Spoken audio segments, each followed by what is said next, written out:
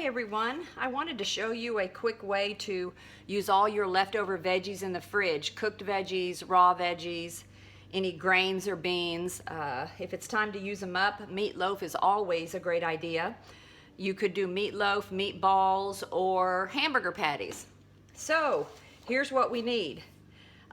First of all, I've already got in my pan, I had a bunch of leftover potatoes that I've smashed up into mashed potatoes. I have a bunch of cooked lentils that I sort of overcooked, so we're adding that to the batch. I have some roasted garlic that my friend Martha showed me how to roast garlic in the oven and then keep it all week in a little container. So I chopped up about 3 or 4 cloves of roasted garlic. I also took a container of my pickled jalapenos, carrots, and peppers that I had in the fridge. And all those veggies are sitting in that nice spicy liquid. So I chopped those up to add a little bit of spice to the burgers. And then the other thing I have in here in the bowl so far is these things that look like cooked broccoli stems, but alas, it is not cooked broccoli, it's kale stems. Whenever I cook my kale, I always strip the hard centers, then cut those up separately and boil those, and then put those in a jar and use those on top of salads or in foods. So there we have finely chopped, cooked kale stems. Okay, everything in here is cooked so far. And you want to pre-cook your veggies. You could have some raw veggies, but remember that raw veggies, when cooked, will secrete water. So you don't want to put all raw veggies in because your burgers would be mush. So this is all cooked. And I just finished sauteing the rest of my cooked veggies that I needed to clear out of the fridge. I've got red onions, red bell pepper, and celery. I've never put celery in my meatloaf, but what the heck, I don't think it makes any difference at all. Okay, now you always need a grain in your burgers or your meatloaf. So I'm going to use oatmeal, but I'm going to save that till the very end to help bind it.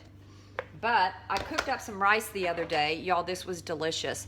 Instapotted the rice, and then after it was done, I added some nutritional yeast, some cooked greens, some Italian spices, some chopped walnuts. Y'all, this is so good in garlic. Okay, I can eat it as a side dish, but I can also put some of that rice in my meatloaf. So that's what I'm doing. Maybe a little bit more. And that's also spiced up. Okay, now the thing about making meatloaf is you can't have it too wet. You've got to be able to bind it together. But the spices are key. I'm going to add a little bit of flax meal because I put flax meal in everything. And you can grind up your own flax meal if you have a Blendtec blender in that little mini canister. I'm going to add nuts and seeds because those are your good omega-3s that we all need some of. Here's some hemp seeds. Plus, I just like the crunchiness inside the burgers. Sunflower seeds. And of course, chopped walnuts, more omega-3s, and those really add a good crunch to the meatloaf. Okay, here's a little bit of soy sauce or tamari, a little bit of spice there. Balsamic vinegar, and you don't have to add all of this. Whatever you have on hand is good. But the key about the meatloaf is you really got to overdo it on the spices. You've got to have a lot of spice so it tastes good. Spicy mustard, love that.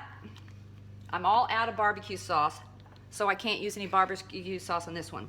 My most favorite spice, chipotle powder. Oh my gosh, y'all, this smells so good, and it's so good in everything. I use this in my nacho cheese and my burgers. Chipotle powder, which is just smoked peppers ground up. And I also have here some smoked paprika that I buy on Amazon, and keep that. I add that whenever I add smoked chipotle. Oh my gosh, it smells so good. This is Chick-fil-A brand. So good. Smoked paprika. Okay. And let's see, definitely a little bit of salt and pepper. There's some salt. And you can salt it when you eat it if you need it.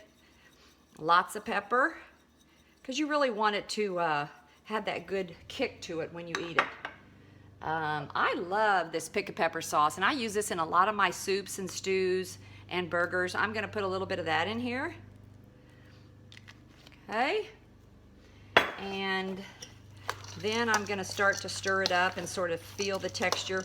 Pretty soon I'm going to put on some gloves because I've got to start mashing it together and seeing how it forms up. Okay, probably need to add the oatmeal now, and this will help bind it up. And you know what? Put a little ketchup. All meatloaf has ketchup.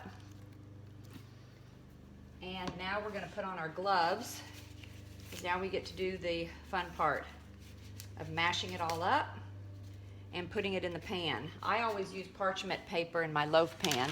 I've cut a little piece right here.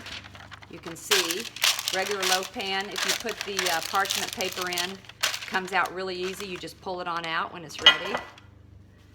Okay, other glove. These disposable gloves are a kitchen must, because your hands are really the best tool you have. Okay, I'm gonna mix up the meatloaf. Yeah, I know this doesn't look appetizing at all, but I promise you, smells delicious. You want to put plenty of spices in it because you want it to taste good. Okay, this is getting to look like meatloaf and feel like the consistency of what you would normally have remembered as hamburger meat. And it's probably been about 3 or 4 years since Pat and I have had red meat, and feel all the better about that. Okay, we're ready to put it into our pan, and you'll bake this for about an hour at about 350, 375, and then you'll let it cool completely. I actually like to cut it up after I've refrigerated it, but you are certainly welcome. The longer it sits after it cooks, you know, the better it gels together. Now, if I had some barbecue sauce, I would pour some barbecue sauce on the top of this before I baked it. I don't have any, but I may just go ahead and put some ketchup on it. But here you go. Here's your meatloaf ready to go. And y'all, that did not take any time at all. We used all of our leftover veggies, and bake this in an oven, 375, 350 for 50 minutes to 1 hour. You'll be able to tell when it's done. All right, y'all have a great day. Bye-bye.